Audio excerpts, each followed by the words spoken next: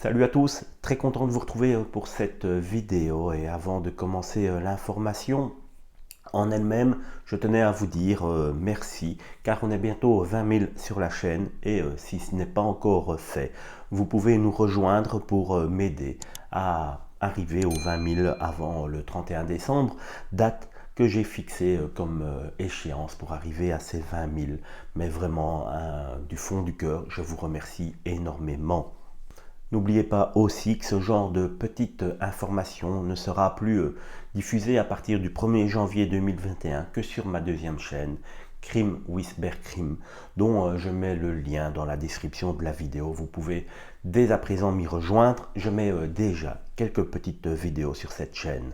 Qu'a-t-il bien pu passer par la tête de cet homme fraîchement pensionné hier après-midi tout près d'Angoulême? En effet, un homme de 67 ans a été placé hier en garde à vue pour assassinat et tentative d'assassinat, soupçonné d'avoir tué sa fille de 50 ans et blessé son gendre.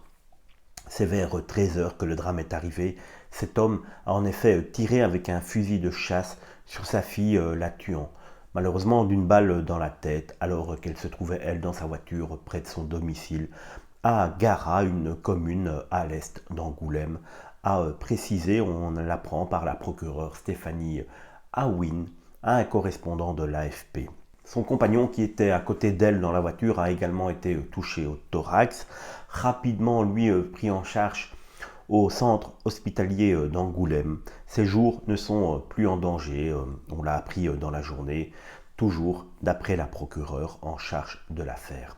Selon les premiers éléments communiqués par le parquet, l'auteur présumé des coups de feu aurait attendu en embuscade sa fille et son gendre à la sortie de leur domicile, comme un chasseur guettant son gibier terré dans l'ombre. Et la scène fait tout simplement froid dans le dos. On ignore pour l'instant le mobile de ce crime, mais le parquet d'Angoulême précise que l'homme de 67 ans avait déjà été condamné à 2 reprises pour des violences et des menaces envers sa fille. On ne sait donc pas les raisons de ces violences et de ces menaces. Le tireur présumé a été interpellé par les gendarmes peu après les faits au volant de sa voiture près d'un étang dans le département voisin de la Dordogne où il comptait apparemment mettre fin à ses jours. Mais une fois de plus, et vous serez sans doute d'accord avec moi, il est à noter que ces gens qui tuent lâchement des proches se ratent toujours dans leur tentative de suicide. Mais d'un autre côté, le côté positif, c'est qu'il devra aller devant la justice pour répondre de ses actes et les proches auront peut-être, espérons-le, à cette occasion, des réponses à leurs questions du pourquoi. Toujours selon le parquet, entre 3 et 5 tirs auraient été entendus. L'un d'eux a même atteint la baie vitrée d'une famille de voisins.